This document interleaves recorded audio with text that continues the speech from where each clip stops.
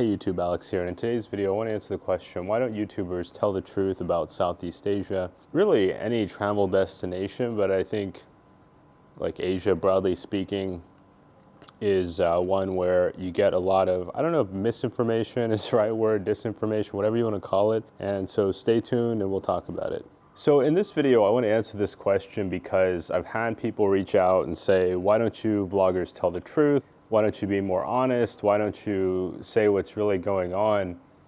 And the short answer is that we don't have freedom of speech over here. So this is a big thing that American people and really Western people in general, but people from many countries don't understand that not all countries have freedom of speech. And they take that to mean that, what's the word, you're just bound by law. But it's not just that you're bound by law, it's also cultural. Like a lot of countries that people consider retirement destinations or places people like to go, they're more focused on social harmony. You think about a region like Southeast Asia, these countries don't want the confrontational culture of the West, the US in particular, where you see people arguing in public, fighting in public. This really hit a peak during COVID, but I'd argue it's still a major thing now. A lot of these places don't want that. They want people to generally get along. They want a sense of order. They don't value argumentative people. They don't value this idea that we're going to figure out what's really going on, because that comes at a cost, right? So yeah, in the US, to some extent, they have freedom of speech. I'd argue it's more muted than what people really let on, because, you know, I've been asked in jobs before, are you willing to lie? As in, you need to lie to keep your job. You need to lie as a function of your job. That's a whole other discussion, but, you know, so it's not really codified. Where over here, you can't just go and start talking about a number of different subjects. In some cases, like the Philippines, this isn't to pick on the Philippines, it's just an example, but on your tourist visa, you're not allowed to discuss politics. You're not allowed to discuss Philippine politics. It's not welcome, it's not acceptable. It's unlikely to change anytime soon as far as what I could tell, and I'm not counting on it changing. And so, you know, foreigners, they go to the Philippines and like, wow, these people are so friendly and they're so nice. They don't understand that that's a function of a more harmonious society. That's a function of a place where people have made a decision.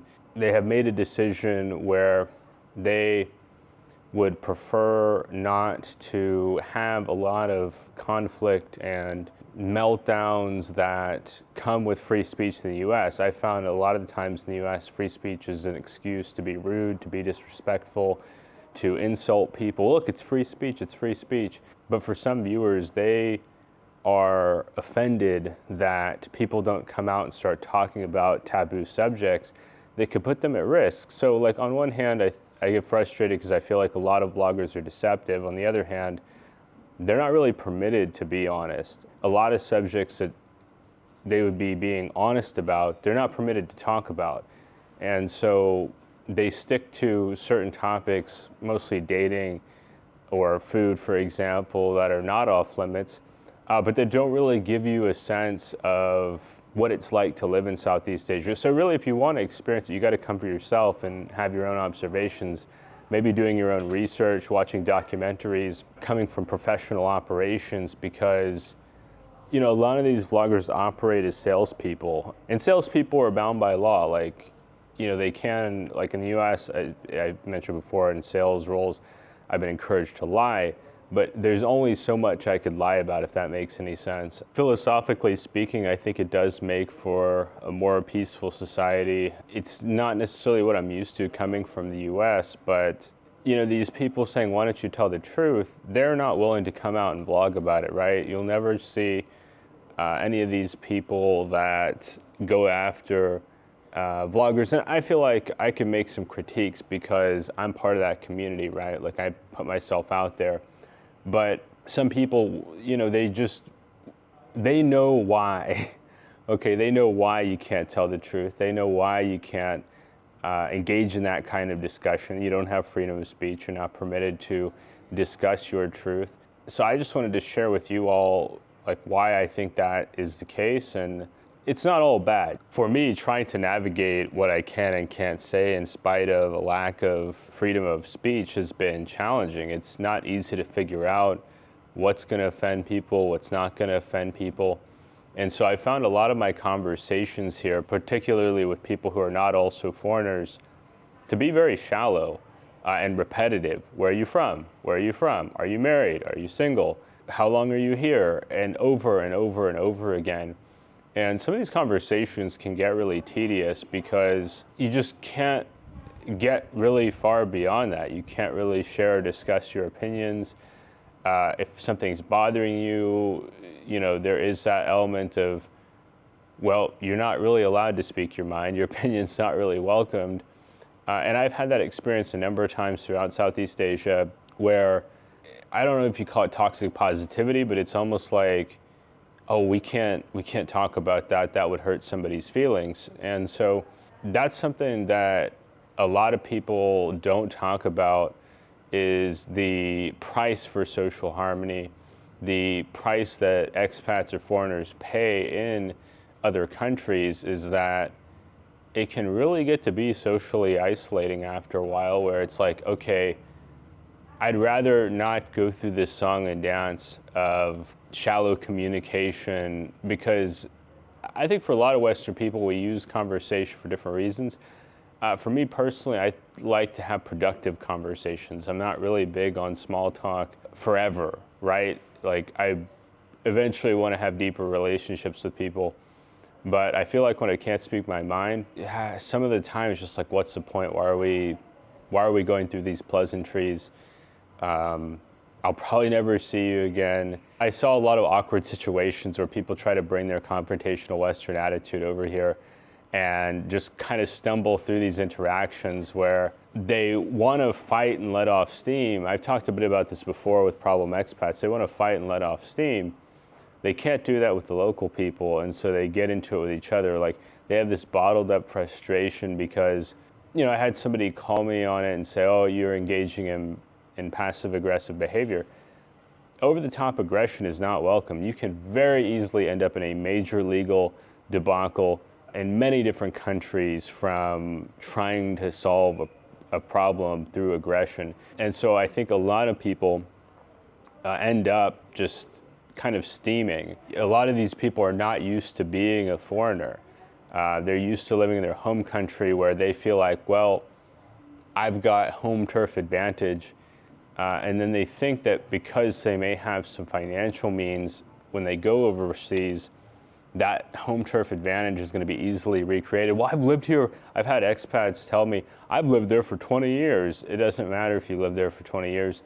There are people that run into issues well into a decade plus into living overseas because they can't ever fully give up their Western culture, their Western mentality. And I'm not like necessarily faulting people for that, but I think it's important to have that self-awareness, where I got the sense after a while, some of these people, they don't actually really like it here. They tolerate it because of the low cost of living, right? They don't really enjoy trying to adapt to culture, especially as you get older. Like, I think it's one thing if maybe you move to another part of the world as a teenager or a kid or something, and you have your formative years where you can kind of adapt some of those cultural patterns more easily. In my 30s, like, I realize I'm not an American, I'm not an Asian person. I'm in this third culture bracket where I still in some ways am very culturally American.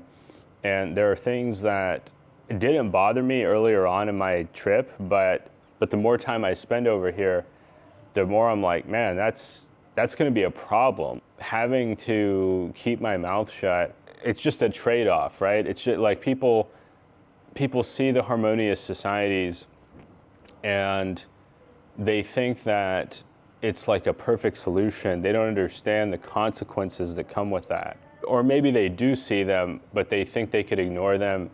They could try to pretend they won't affect them. Oh, I'm retired now, it doesn't matter.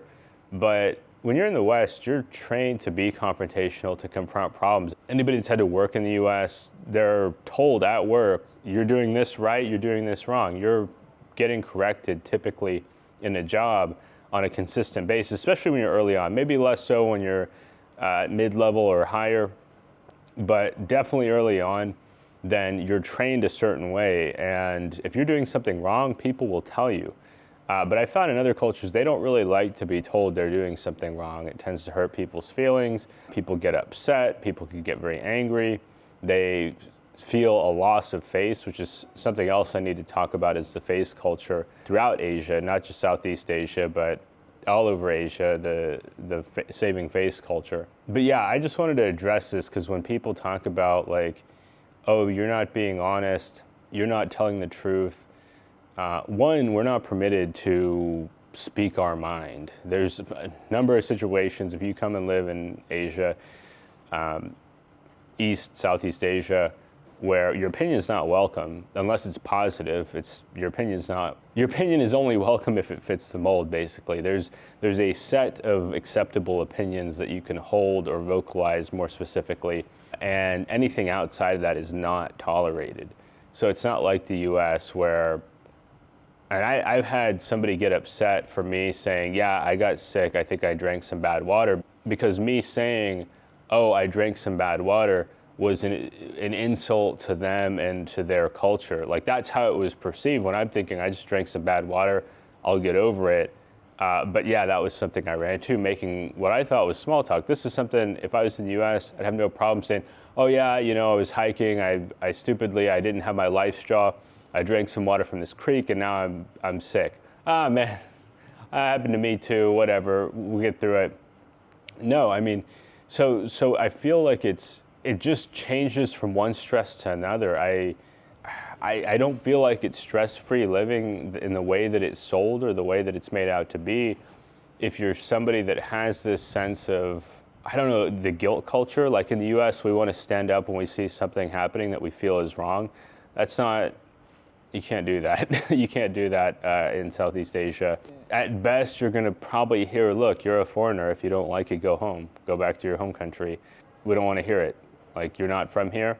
That's just something to keep in mind. Anybody tells you, you know, if you're a vlogger, you watch vloggers in Southeast Asia, and there's all this argument about they're not telling the truth, they're lying to you. In some ways I feel that. In some ways I've gotten really frustrated. I know I made a video recently about it. I sat down, I thought about it after a while. I'm like, well, they can't tell the truth. They have to keep their mouths shut. And I just noticed it because a lot of content gets repetitive, and I find myself watching less and less Southeast Asia content over time because I feel like it's just redundant. How many times do I need to watch a video on dating? How many times do I need to watch a video on fruit? How many times do I need to watch a video on budgets or restaurants or tourist destinations? These topics I could only cycle through so many times. So I watch a lot of Western media over here, actually, because it's more relatable. It's more into other topics that I'm interested in, like criminal justice or psychology or science-related topics, history, geography.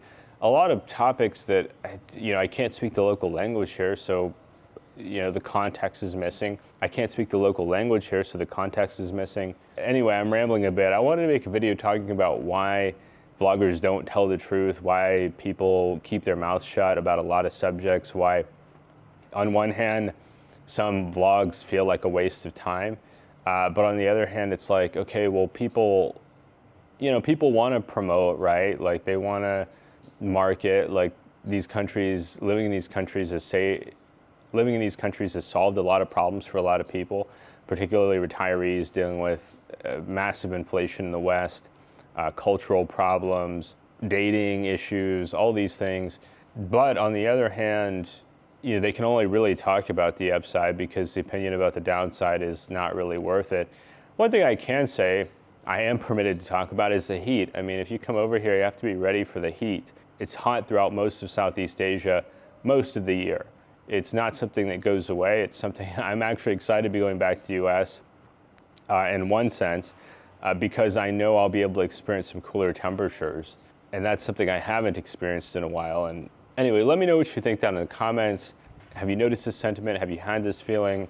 It's just something that's been on my mind ever since I made the video calling out some of the deception I see on the parts of vloggers. I've seen some other people cover this as well, thinking, well, yeah, on one hand, I feel like it should be called out. On the other hand, there's not really a real solution there, is there?